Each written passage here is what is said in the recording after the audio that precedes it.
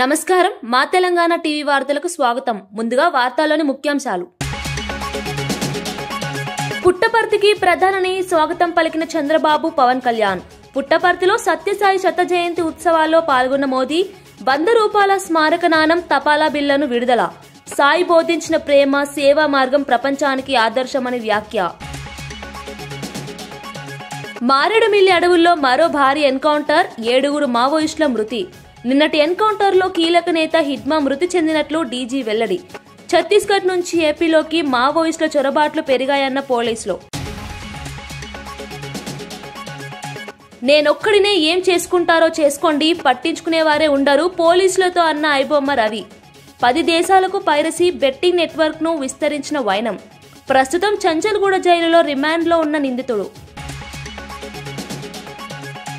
కృష్ణా జిల్లా నాగాయలంక శివాలయంలో అరుదైన దృశ్యం. ఆలయ పరిసరాల్లో వందలాదిగా ప్రత్యక్షమైన నీటి పాములు. కార్తీక మాసంలో ఏటా జరిగే అద్భుతమంటున్న స్థానికులు. శివుడి మహిమే కారణమని ప్రగాఢంగా విశ్వసిస్తున్న భక్తులు. తుపాకీ గొట్టం పట్టుకొని ఏమీ సాధించలేరు అన్న బండి సంజయ్. ఇదే విషయాన్ని బీజేపీ పార్టీ ముందు నుంచే చెబుతోందని వెల్లడి. అర్బన్ నక్సలైట్లు అమాయక యువతని రెచ్చగొట్టి వాళ్ళ ప్రాణాలను బలి తీసుకుంటున్నారు అన్న కేంద్ర మంత్రి. ప్రముఖ పైరసీ వెబ్సైట్ ఐబొమ్మ నిర్వాహకుడిగా భావిస్తున్న ఇమంది రవి అరెస్టుతో సంచలన విషయాలు బయటకు వచ్చాయి. కేవలం సినిమా పైరసీకే పరిమితం కాకుండా 10 దేశాల్లో నెట్వర్క్ ను ఏర్పాటు చేసి ఆన్లైన్ బెట్టింగ్ యాప్ల ప్రమోషన్ ద్వారా 100 కోట్ల అక్రమ కార్యకలాపాలు నిర్వహించినట్లు పోలీసుల దర్యాప్తులో తేలింది. భారీ ఆర్థిక లావాదేవీలు జరిగినట్లు గుర్తించిన ఎన్ఫోర్స్మెంట్ డైరెక్టరేట్ కూడా ఈ కేసులో రంగంలోకి దిగింది. కేసుకు సంబంధించిన పూర్తి వివరాలను తమకు అందించాలని ఈడీ హైదరాబాద్ పోలీసులకు ఇప్పటికే లేఖ రాసింది. సాఫ్ట్వేర్ ఇంజనీర్ గా పనిచేసిన రవి తన జీతం సరిపోకపోవడంతో పాటు ఇంట్లో భార్య, అత్తమామల నుంచి చులకన మాటలు వినాల్సి రావడంతో సులభంగా డబ్బు సంపాదించాలని నిర్ణయించినట్లు విచారణలో చెప్పాడు. అల్లూరి సీతారామరాజు జిల్లా ఏజెన్సీ ప్రాంతంలో మావోయిస్టుల కదలికలు మళ్లీ చెలరేగాయి. మారేడుమిల్లి అటవీ ప్రాంతంలో ఈ తెల్లవారుజామున భద్రతా బలగాలు కూంబింగ్ చేస్తుండగా మావోయిస్టులు కాల్పులకు తెగబడ్డారు. వెంటనే ప్రతిగా కాల్పులు సాగడంతో 2 వైపులా తీవ్రమైన ఎదురుదాడులు జరిగాయి. ఈ ఎన్కౌంటర్ లో 7 మావోయిస్టులు మృతి చెందినట్లు పోలీసులు తెలిపారు. మృతులంతా ఛత్తీస్గఢ్ రాష్ట్రానికి చెందిన వారిగా గుర్తించారు. వారిలో మావోయిస్టు అగ్రనేత దేవ్జీ కూడా ఉన్నట్లు సమాచారం. తరువాత మృతదేహాలను రంపచోడవరం ఏరియా ఆసుపత్రికి తరలించి పోస్టుమార్టం నిర్వహిస్తున్నారు. అడవిలో ఇంకా భద్రతా బలగాలు కూంబిం కొనసాగిస్తున్నాయి. మరికొందరు మావోయిస్టులు అక్కడే దాగి ఉండే అవకాశం ఉన్నందున బలగాలు కృష్ణా జిల్లా నాగాయలంకలో అరుదైన ప్రకృతి దృశ్యం స్థానికులను, భక్తులను ఆశ్చర్యపరుస్తోంది. కార్తీక మాస సందర్భంగా రామలింగేశ్వర స్వామి ఆలయ సమీపానికి వందలాది నీటి పాములు చేరుకోవడం విశేషంగా మారింది. ఆలయం వెనుక గల కృష్ణా నది ప్రవాహంలో పాములు గుంపులుగా సంచరిస్తున్న దృశ్యాలు భక్తులను విస్మయానికి గురిచేశాయి. ఈ ప్రాంతంలో కార్తీక మాసంలో పాములు కనిపించడం ఆనవాయితీ అయినప్పటికీ ఈసారి వాటి సంఖ్య వందల్లో ఉండడం ప్రత్యేకంగా నిలిచింది. నది నీటిలో స్వేచ్ఛగా తిరుగుతున్న ఈ పాములను చూసి చాలా మంది భక్తులు శివయ్య మహిమగా భావిస్తున్నారు. అనంతపురంలో భగవాన్ శ్రీ సత్యసాయి బాబా విశ్వవ్యాప్తంగా అందించిన సేవల గొప్పతనాన్ని డిప్యూటీ సీఎం పవన్ కళ్యాణ్ ఉద్ఘాటించారు. సత్యసాయి బాబా చేసిన మానవతా కార్యక్రమాలు మన దేశ ప్రజలకే కాక ప్రపంచానికి ఆదర్శంగా నిలిచాయని చెప్పారు. మన భారతీయుల కంటే విదేశీయులకే సత్యసాయి మహిమ గురించి ఎక్కువ అవగాహన ఉందని పవన్ కళ్యాణ్ పేర్కొన్నారు. చైనాలో చాలా మంది తమ ఇళ్ల పూజా మందిరాల్లో సాయిబాబా చిత్రపటాలు, విగ్రహాలు పెట్టుకుని ఆరాధిస్తున్నారని 20 సంవత్సరాల క్రితం అనుకుంటా చిరంజీవి గారిని ప్రత్యేకించి అడిగి, మా అన్నయ్య చిరంజీవి గారిని ప్రత్యేకించి అడిగి నేను బాబా గారిని కలవాలి అని చెప్పి ఇక్కడ బెంగళూరులో ల్యాండ్ అయినా ఇక్కడ ఫ్లైట్కి ఆయనకు వచ్చి ఆశీర్వాదాలు తీసుకుని వెళ్తే నాకు చాలా ఆశ్చర్యం కలిగేది. ఒకరి గొప్పతనం, ఒకరి తేజస్సు ఎలా తెలుస్తుందంటే ఎలా వెళ్ళి దీని గురించి నేను అనుకుంటా ఉండేవాడిని. బాబా గారిది వెలిసింది భారతదేశంలో అత్యంత వెనుకబడ్డ జిల్లా అనంతపురం, రాయలసీమలోని అనంతపురం జిల్లా. ఆయన పుట్టుక కూడా అత్యంత వెనుకబడ్డ జిల్లా, నీటికి కూడా కొరత ఉండే జిల్లా, వలసలు వెళ్ళిపోయే జిల్లా. అలాంటి జిల్లాని ఎంచుకున్నారు ఆయన జన్మకు కూడా. అందుకని అలాంటి జన్మ తీసుకున్నాడంటే మహానుభావులే తీసుకోగలరు. ఒక 40 సంవత్సరాల క్రితం ఎవరైనా ఊహించుకోగలమా? దేశ విదేశాల నుంచి చాలామంది భక్తులు, విదేశీయులు అందరూ వచ్చి దీని అభివృద్ధికి పాటుపడతారని. సో ఒక ఆధ్యాత్మిక తేజస్సు, విశ్వ ప్రేమ ఉన్న వ్యక్తుల వల్లే ఇది సాధ్యం. అలాంటి వ్యక్తుల కోసం ప్రత్యేకించి గౌరవ ప్రధానమంత్రి నరేంద్ర మోదీ గారికి ఇష్టమైనది ప్రజలందరికీ కనీసం ఒక 50 లీటర్ల నీళ్లు ఇవ్వాలి, అది రక్షిత మంచినీరు ఇవ్వాలి, అలాంటి పథకం ఒక 50 లీటర్ల నీళ్లు కనీసం ఇవ్వాలి అనేది ఒక వ్యక్తికి ఆ సంకల్పం నరేంద్ర మోదీ గారు దీన్ని ముందుకు తీసుకొచ్చారు. ఒక ప్రభుత్వ పరంగా దీన్ని ప్రధానమంత్రి గారు తీసుకొస్తే ఒక ఆధ్యాత్మిక గురువుగా ఏ ప్రభుత్వం ఆలోచించినప్పుడు ప్రభుత్వాలే దీని గురించి సగటు వ్యక్తికి నీరు ఎలా అందించాలనుకున్నప్పుడు దాన్ని ఆలోచించింది సత్యసాయిబాబా గారు ఆలోచించారు. అప్పుడు ముఖ్యమంత్రిగా చంద్రబాబు గారు ఉన్నప్పుడు వారికి ఒకటే చెప్పారండి, నేను ప్రజలకి దాహం తీర్చాలనుకుంటున్నాను. నాకు తెలిసిన భక్తులు ఒకే ఒక భక్తులు ఒక ఆయన సింగిల్ హ్యాండెడ్గా 400 crores 400 కోట్ల రూపాయలు ఈ పథకానికి సత్యసాయి ఈ పథకానికి ఇస్తాను, దాహం తీర్చే పథకానికి ఇస్తాను అంటే దానికి ఆ రోజున ప్రత్యేకించి అలాంటి పర్మిషన్స్కి వీటికి కొంచెం కష్టాలు ఉన్నప్పుడు గౌరవ ముఖ్యమంత్రి నారా చంద్రబాబు నాయుడు గారు వీటికి అండగా ఉండి ఈ సత్యసాయి ఈ దాహం తీర్చే ఈ పథకానికి అంటే మనం చెప్పాలంటే జల్ జీవన్ మిషన్ అంకురం సాయిబాబా గారు చేశారు. ఇక్కడ ఇది తమిళనాడులో కానీ తెలంగాణలో కానీ మిగతా అన్ని జిల్లా హైదరాబాద్ లో జరిగిన కార్యక్రమంలో భారతదేశ చరిత్రలో అత్యంత శక్తివంతమైన నాయకులలో ఒకరిగా ఇందిరాగాంధీని సీఎం రేవంత్ రెడ్డి అభివర్ణించారు. దేశానికి బలమైన నాయకత్వాన్ని అందించిన మహానేతగా ఆమెను స్మరించుకోవాలని తెలిపారు. అట్టడుగు వర్గాల కోసం చివరి శ్వాస వరకు కష్టపడి పనిచేసిన నేత ఇందిరమ్మ అని చెప్పారు. ముఖ్యంగా పేదల కోసం తీసుకున్న నిర్ణయాలు దేశ రాజకీయ దిశనే మార్చేశాయని సీఎం అన్నారు. ఇందిరాగాంధీ పరిపాలనలో మహిళలకు ప్రత్యేక ప్రాధాన్యత లభించిందని, వారి సాధికారత కోసం పలు కీలక నిర్ణయాలు తీసుకున్నారని రేవంత్ రెడ్డి వెల్లడించారు.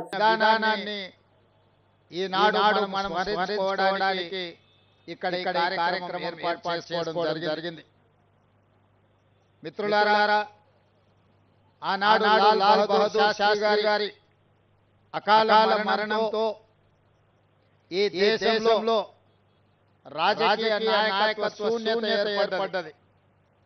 ఆ సందర్భంగా కాంగ్రెస్ పార్టీ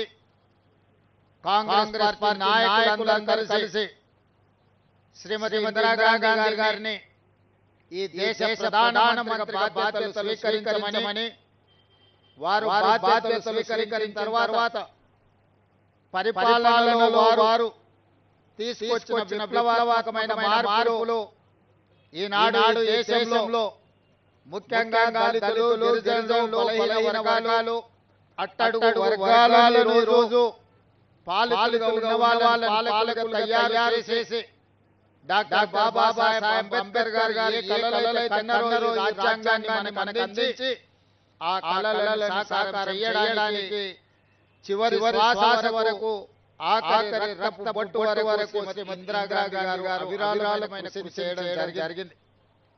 రాజభరణాలు రద్దు చేసిన, బ్యాంకులను జాతీయకరణ చేసిన, అగ్రికల్చర్ సీలింగ్ యాక్ట్ తీసుకొచ్చి దళితులకు, గిరిజనులకు భూ యాజమాన్య హక్కులను కట్టబెట్టిన, ఇల్లు లేని వాళ్లకు ఇందిరమ్మ ఇళ్లను అందించిన, అదే విధంగా పరిపాలనలో మహిళల యొక్క పుట్టపర్తిలో జరిగిన భగవాన్ శ్రీ సత్యసాయి బాబా శత జయంతి వేడుకల్లో పాల్గొనడం తన అదృష్టంగా భావిస్తున్నానని మంత్రి నారా లోకేష్ తెలిపారు.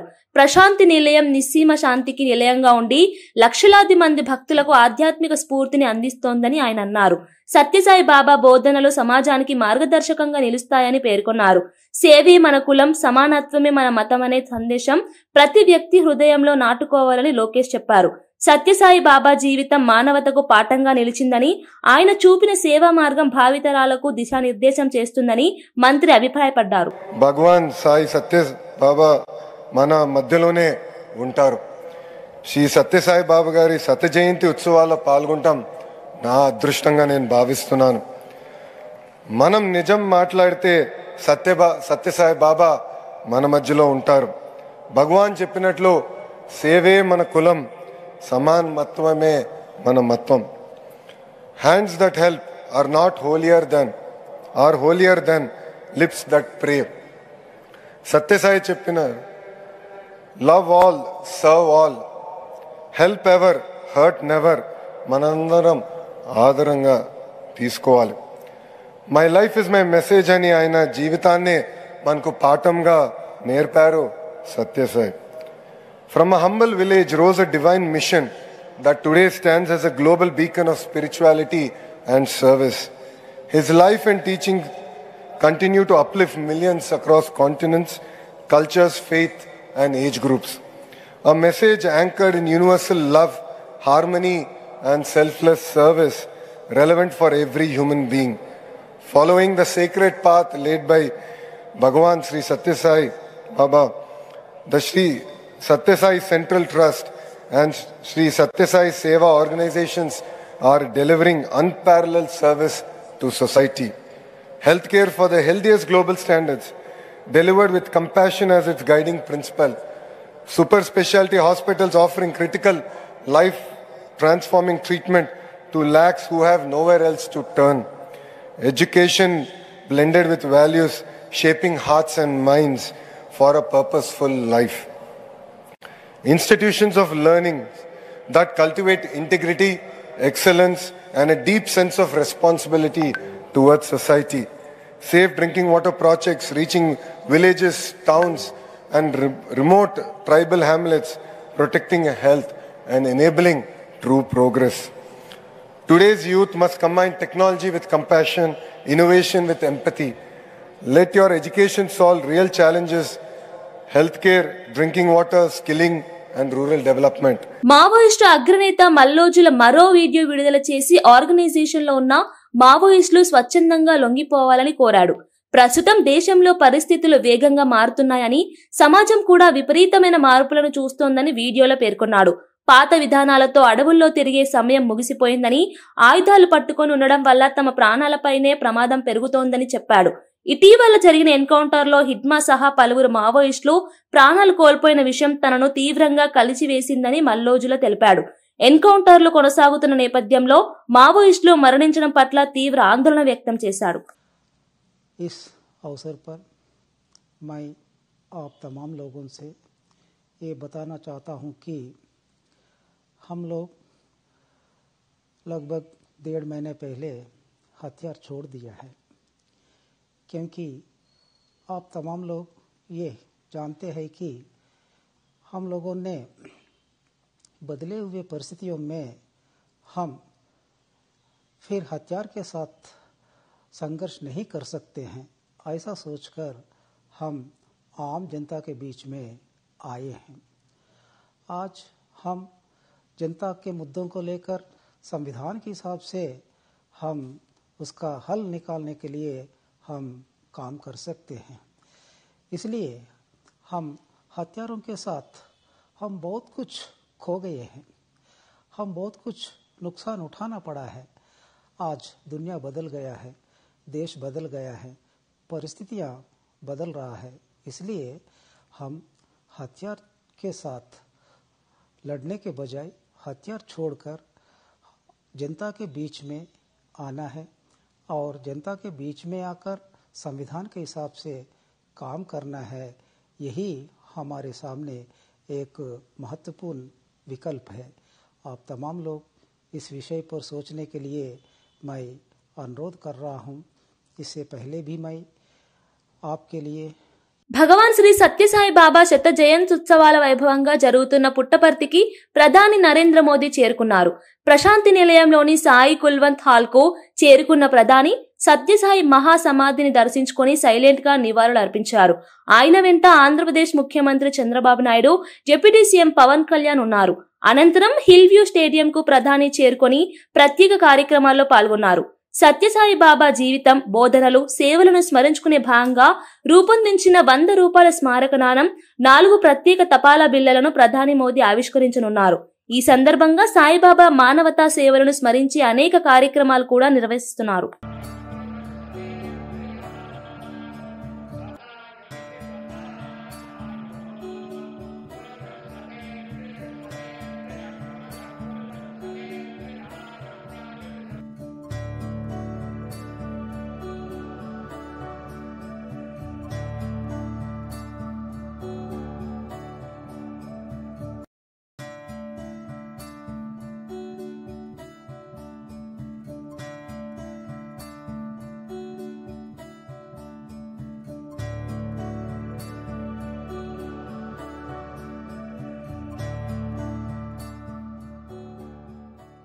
ఛత్తీస్గఢ్లో కొనసాగుతున్న ఆపరేషన్ కగార్ మరియు తెలంగాణలో ఇటీవల జరిగిన కొంతమంది మావోయిస్టుల సరెండర్ నేపథ్యంలో మావోయిస్టులు తాత్కాలికంగా ఆంధ్రప్రదేశ్లోని పలు అరణ్య ప్రాంతాలను షెల్టర్గా ఎంచుకుంటున్నారని ఏడీజీ మహేష్ చంద్ర లడ్డా తెలిపారు. మావోయిస్టులకు సురక్షిత ప్రాంతాలు క్రమంగా తగ్గిపోతుండటంతో తమ కదలికలను మార్చుకుంటున్నారని చెప్పారు. సరిహద్దు ప్రాంతాల్లో రక్షణ కోసం కొంతకాలం ఏపీలో తలదాచుకుని అనంతరం ఇతర రాష్ట్రాలకు వెళ్లే యోచనలో ఉన్నారని వెల్లడించారు. మావోయిస్టులు అడవి మార్గాల్లో చిన్న చిన్న గుంపులుగా కదులుతున్నారని, ఇంటెలిజెన్స్ ఆధారంగా పోలీసులు నిరంతరం నిఘా పెంచారని ఏడీజీ చెప్పారు. ఏపీ, ఛత్తీస్గఢ్, ఒడిశా సరిహద్దుల్లో పోలీసులు అప్రమత్తంగా వ్యవహరిస్తున్నారని వివరించారు. మాకు ఏదో హాని చేస్తారు, ఇంటర్నల్ రైవల్రీ బేసికలీ. సో దానివల్ల they are looking for the new places. దానిలో AP is one, then Odisha is one, then the other neighbouring states. Because ఛత్తీస్గఢ్లో కంటిన్యూస్గా వాళ్ళ ఫీలింగ్ అంటే ఏఓపీస్ పోలీస్ ఆపరేషన్స్ కంటిన్యూగా అవుతున్నాయి, మాకు అక్కడ ఎగ్జిస్టెన్స్ కష్టం అంతా, దానికి వాళ్ళు వస్తున్నారా. సో దాని పాఠంలో ఇనీషియలీ ఇనీషియలీ ఇచ్చి షెల్టర్ తీసుకోవాలి. కొన్ని రోజులు అబ్జర్వ్ చేసిన తర్వాత వెపన్స్ తెప్పించి మళ్ళీ ఆ ఏఓబీ ఏరియాలో పోయి మూవ్మెంట్ రివైవ్ చేయాలి, దానికి ప్లాన్లో ఉన్నారు. ఆంధ్రప్రదేశ్లో పెట్టుబడుల పేరుట సీఎం చంద్రబాబు ప్రజలను మభ్యపెడుతున్నారని ఏపీసీసీ చీఫ్ వైఎస్ షర్మిల తీవ్ర విమర్శలు చేశారు. లక్షల కోట్ల పెట్టుబడులు వస్తున్నాయంటూ ముఖ్యమంత్రి చేస్తున్న ప్రచారం వాస్తవానికి దూరంగా ఉందని షర్మిల వ్యాఖ్యానించారు. కుప్పం నుండి ఇచ్చాపురం వరకు ఎక్కడ చూసినా కంపెనీలు ఏర్పాటు అవుతున్నట్లుగా ప్రభుత్వం హంగామా చేస్తోందని, కానీ నేలపై పరిస్థితి పూర్తిగా భిన్నంగా ఉందని చెప్పారు. అమరావతిలో మీడియాతో మాట్లాడిన షర్మిల గతంలో కూడా చంద్రబాబు ఇలాంటి మాటలతో ప్రజలను మోసగించిన విషయం కొత్తేమీ కాదని అన్నారు. వస్తున్నాయని, దానికి సంబంధించి 16,31,000 ఉద్యోగాలు వస్తున్నట్టుగా ప్రకటించారు. ఈ సిఐఐ సమిట్కి సంబంధం లేకుండా ఈ సిఐఐ సమిట్తో కలుపుకొని గత 17 నెలలుగా చంద్రబాబు గారు ముఖ్యమంత్రిగా ఉన్న కాలంలో ఆల్ పుట్ టుగెదర్ 22 లక్షల కోట్ల పెట్టుబడులు చంద్రబాబు గారి సామర్థ్యం వల్ల సాధ్యమైందని, అందుకు 20 లక్షల ఉద్యోగాలు వస్తున్నాయని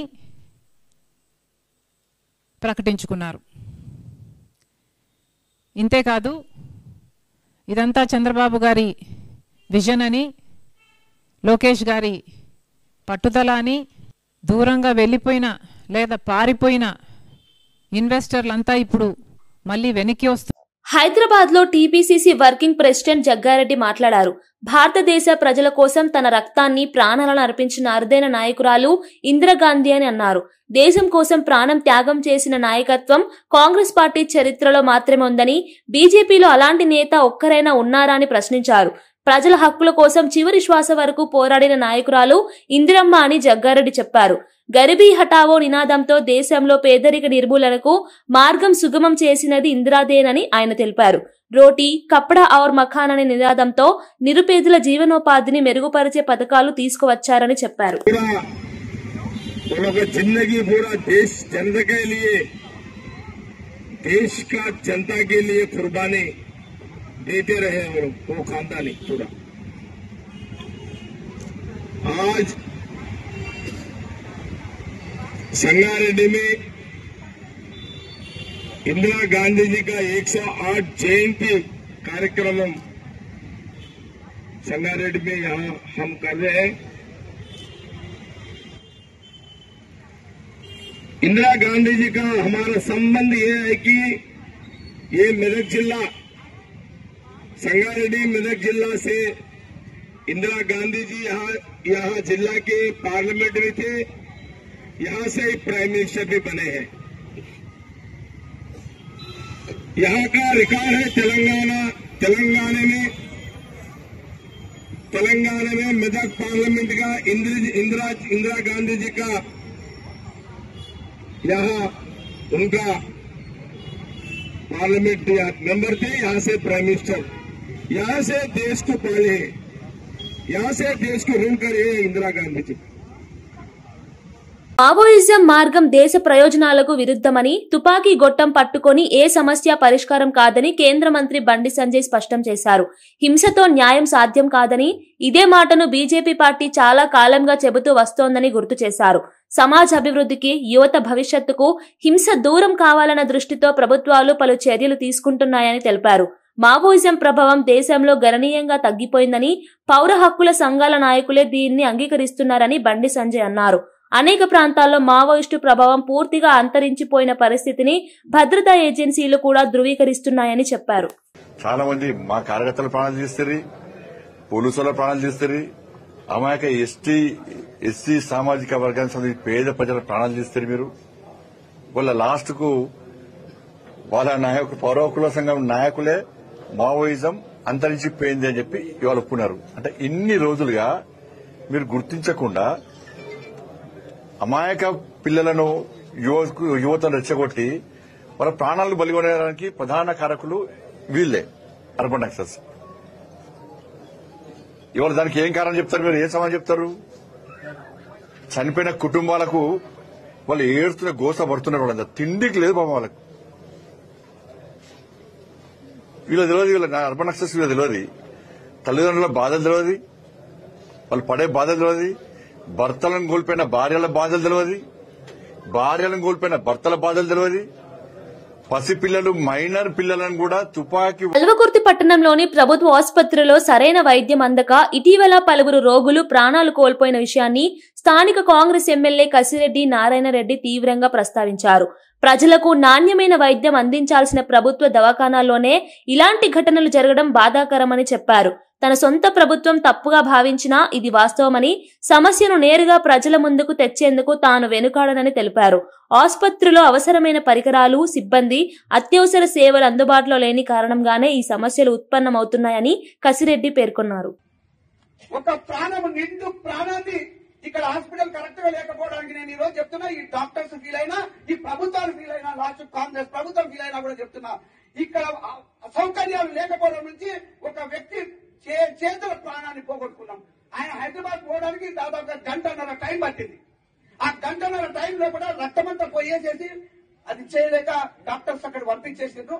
ఆ ప్రాణం అక్కడే వదిలిండు. హాస్పిటల్ పోయిండు, ఆ ప్రాణం వదిలేసిండు. ఆ స్పాట్ లో ఒక అతనికి కాలు ఇరిగిపోయింది, ఒక అతను చనిపోయిండు. అది నేను స్టార్ట్ అవుతున్నప్పుడే చెప్పిండు. వస్తున్నప్పుడు అంబులెన్స్ వస్తే నేను చూసా. డెడ్ బాడీ తీసుకొని వస్తే మధ్యాహ్నం 9:30కు దాదాపు అక్కడ రోడ్డు మీద నాగి, మళ్ళీ తెల్లారైతే ఇక్కడికి వచ్చే ప్రోగ్రాం లేదు, మళ్ళీ ఇబ్బంది పడతాను అని చెప్పేసి అక్కడ చూడాలి అని చెప్పేసి అది చూసి వెళ్ళిపోయినాం. అక్కడి నుంచి పోతుంటే నాగర్ కర్నూలు జిల్లా బల్మూరు మండలంలో ఉమా మహేశ్వర రిజర్వాయర్ నిర్మాణం కోసం ప్రభుత్వం బలవంతంగా భూసేకరణ చేస్తోందంటూ స్థానిక రైతులు తీవ్ర ఆగ్రహం వ్యక్తం చేశారు. పంట బోనస్ ఇవ్వడానికి ముఖం లేని కాంగ్రెస్ ప్రభుత్వం రిజర్వాయర్ పేరుతో తమ విలువైన భూములను ఎందుకు తీసుకోవాలని చూస్తోందని రైతులు ప్రశ్నించారు. ప్రభుత్వం చెప్పే ప్రయోజనాలన్నీ కాగితాలపైనే ఉన్నాయని, వాస్తవంగా రైతుల జీవితోపాధి ప్రమాదంలో పడుతోందని వారు అన్నారు. ఆంజనేయ స్వామి గుడి నుంచి తహసీల్దార్ కార్యాలయం వరకు రైతులు భారీ నిరసన ర్యాలీగా వెళ్లి కార్యాలయం ముందు బైఠాయించి ధర్నా చేశారు. దయచేసి ఈ రైతులను కాపాడండి. ఎమ్మెల్యే గారికి మరొక్కసారి అతి వినయపూర్వక, అతి తీవ్రంగా మిమ్మల్ని వేడుకుంటున్నాం. కాబట్టి ఈ ప్రాజెక్టు జోలికి రాకండి. మీరు రకరకాలుగా కోట్లాది రూపాయలు సంపాదించుకోండి, రైతుల భూముల దగ్గరికి రాకండి. రైతుల భూముల దగ్గరికి మాత్రం రాకండి. మీరు ఏమైనా సంపాదించుకోండి, ఉష్కాలు కాదు, ఎన్ని బిల్లులు కాదు, ఈ రాష్ట్రాన్ని దోసి మీరు జాబ్లో పెట్టుకోండి. కానీ రైతుల భూములు మాత్రం తీసుకోకండి. ఈ దొంగ ప్రాజెక్టు నిర్మించకండి. ఇక్కడ మొదలుపెట్టిన ఉమామేశ్వర ప్రాజెక్టు గురించి మీకు ఖచ్చితమైన దాని గురించి ఏ చిత్తశుద్ధి లేదని నాకు అర్థమైంది. ఎందుకంటే ఇక్కడ చుట్టుపక్కల నర్సాయిపల్లి 2 కిలోమీటర్ల దూరంలో వాటర్ వచ్చింది. అక్కడికి కాలువల నీళ్లు పుష్కలంగా ఉన్నాయి. ఇక్కడ బల్మూరు మండలంలో గిట్లు లేవు. మళ్ళీ అక్కడ తీసుకుంటే లక్ష్మీపల్లిలో కూడా వాటర్ ఉన్నాయి. ఈ కొంత ప్రాంతానికి నీళ్లు లేవని చెప్పి ఇక్కడ రిజర్వేర్ వేస్తా అంటున్నారు. మా తాతల నుంచి చూస్తున్నాం మేము. ఇక్కడ మా తాతలు, మా తండ్రులు, మేము ఇక్కడ వ్యవసాయం చేసుకుంటున్నాం. వ్యవసాయం మీద ఆధారపడి మాకు 2 పంటలు అందుతున్నాయి పుష్కలంగా. ఇప్పుడు రాజమండ్రి మున్సిపల్ కార్పొరేషన్ కార్యాలయంలో మంత్రి నారాయణ నగరాభివృద్ధి పనులపై సమీక్ష సమావేశం నిర్వహించారు.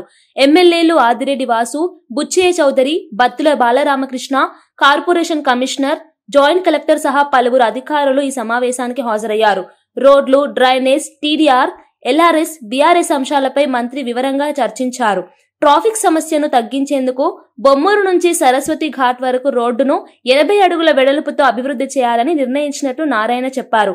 మధురపూడి నుంచి కడియం వరకు ఔటర్ రింగ్ రోడ్ నిర్మాణ ప్రతిపాదనను ప్రభుత్వం పరిశీలిస్తోందని, ఈ పనుల కోసం కన్సల్టెన్సీ సంస్థకు బాధ్యతలు అప్పగించినట్లు వివరించారు. రాష్ట్రంలోని 123 మున్సిపాలిటీల్లో డ్రైనేజీ అభివృద్ధికి మొత్తం 29,000 కోట్ల అవసరమవుతుందని, అందులో ప్రాధాన్యత క్రమంలో వచ్చే 3 ఏళ్లలో 5,000 కోట్లతో పనులు చేపట్టనున్నట్లు మంత్రి తెలిపారు. వరకు ఇది కంప్లీట్ చేయడానికి అవుతుంది. సుమారుగా 100 కోట్ల వరకు. అదేవిధంగా రింగ్ రోడ్ ఒకటి ప్రపోజ్ చేస్తున్నారు, ఔటర్ రింగ్ రోడ్డు కూడా మధురపూడి నుంచి కడియం వరకు వయా దివాన్ చెరువు ఆ ఏరియా వచ్చేటట్టుగా, దానికి సంబంధించి యాక్చువల్గా ఏంటంటే కన్సల్టెంట్ పిలిచి యాక్చువల్గా దాని మీద స్టడీ చేయమని ఇచ్చాను. దానికి కొంత సమయం పడుతుంది, ఎందుకంటే అది కొద్దిగా డీటెయిల్గా స్టడీ చేయాలి. దాన్ని కూడా స్టడీ చేయమన్నాం. అది స్టడీ చేసిన తర్వాత దాని మీద ఎలా చేయాలి, ఫైనాన్షియల్ ప్లానింగ్ అనేది వర్క్ చేస్తాము. అదేవిధంగా ఇంకొకటి అన్నిటికంటే ఇంపార్టెంట్ ఏంటంటే, ఈ రాష్ట్రంలో 123 మున్సిపాలిటీస్ ఉంటే ప్రతి మున్సిపాలిటీలో కూడా 4 అంతస్తులు, 5 అంతస్తులు, 6 అంతస్తులు, 8 అంతస్తులు బిల్డింగ్లు కూడా కట్టేస్తున్నారు. కానీ ఆ బిల్డింగ్ పక్కనే కచ్చా డ్రైన్ ఉంది, ఇంతవరకు డ్రైన్ లేదు. ఈ డ్రైన్స్ అంతా కంప్లీట్ చేయాలంటే రాష్ట్రంలో ఎస్టిమేషన్ చేస్తే 123 మున్సిపాలిటీస్లో 29,000 కోట్లు కావాల్సి వస్తుంది. 29,000 కోట్లు. దాని మీద అధికారులకి ప్రయారిటీ 1, ప్రయారిటీ 2, ప్రయారిటీ 3 పెట్టాం. అంటే ఎక్కువ డెన్సిటీ పాపులేషన్ ఉండి ఎక్కువ హౌసెస్ కట్టేసి ఉన్న వాటిని ప్రయారిటీ 1గా, అటు కాకుండా హౌసెస్ కట్టున్నారు కానీ 100% ఆక్యుపెన్సీ రాలేదు, ప్రయారిటీ 2. అలా కాకుండా ఎక్స్టెండెడ్ ఏరియా ప్రయారిటీ 3 తీస్తే ప్రయారిటీ 1 5,000 కోట్లు వచ్చింది, ప్రయారిటీ 2 మరొక 5,000 కోట్లు వచ్చింది, ప్రయారిటీ 3 బ్యాలెన్స్ అది 19,000 కోట్లు. సో ప్రయారిటీ 1 ఎటువంటి పరిస్థితుల్లో కూడా ఈ రాబోయే 3 సంవత్సరాల్లో కంప్లీట్ చేయాలని, అది అటు municipalities, urban authorities, state government, central government support. వార్తలు ముగించే ముందు ముఖ్యాంశాలు మరోసారి. పుట్టపర్తికి ప్రధాని స్వాగతం పలికిన చంద్రబాబు, పవన్ కళ్యాణ్. పుట్టపర్తిలో సత్యసాయి శత జయంతి ఉత్సవాల్లో పాల్గొన్న మోదీ 100 రూపాయల స్మారక నాణం, తపాలా బిళ్లను విడుదల. సాయి బోధించిన ప్రేమ, సేవా మార్గం ప్రపంచానికి ఆదర్శమని వ్యాఖ్య. మారేడుమిల్లి అడవుల్లో మరో భారీ ఎన్కౌంటర్, 7 మావోయిస్టుల మృతి. నిన్నటి ఎన్కౌంటర్లో కీలక నేత హిడ్మా మృతి చెందినట్లు డీజీ వెల్లడి. ఛత్తీస్గఢ్ నుంచి ఏపీలోకి మావోయిస్టుల చొరబాట్లు పెరిగాయన్న పోలీసులు. నేనొక్కడినే ఏం చేసుకుంటారో చేసుకోండి, పట్టించుకునేవారే ఉండరు పోలీసులతో అన్న ఐబొమ్మ రవి. 10 దేశాలకు పైరసీ బెట్టింగ్ నెట్వర్క్ ను విస్తరించిన వైనం. ప్రస్తుతం చంచల్గూడ జైలులో రిమాండ్లో ఉన్న నిందితుడు. కృష్ణా జిల్లా నాగాయలంక శివాలయంలో అరుదైన దృశ్యం. ఆలయ పరిసరాల్లో వందలాదిగా ప్రత్యక్షమైన నీటి పాములు. కార్తీక మాసంలో ఏటా జరిగే అద్భుతమంటున్న స్థానికులు. శివుడి మహిమే కారణమని ప్రగాఢంగా విశ్వసిస్తున్న భక్తులు. తుపాకీ గొట్టం పట్టుకొని ఏమీ సాధించలేరు అన్న బండి సంజయ్. ఇదే విషయాన్ని బీజేపీ పార్టీ ముందు నుంచే చెబుతోందని వెల్లడి. అర్బన్ నక్సలైట్లు అమాయక యువతని రెచ్చగొట్టి వాళ్ళ ప్రాణాలను బలి తీసుకుంటున్నారు అన్న కేంద్ర మంత్రి. ఇవి ఈనాటి వార్తా విశేషాలు.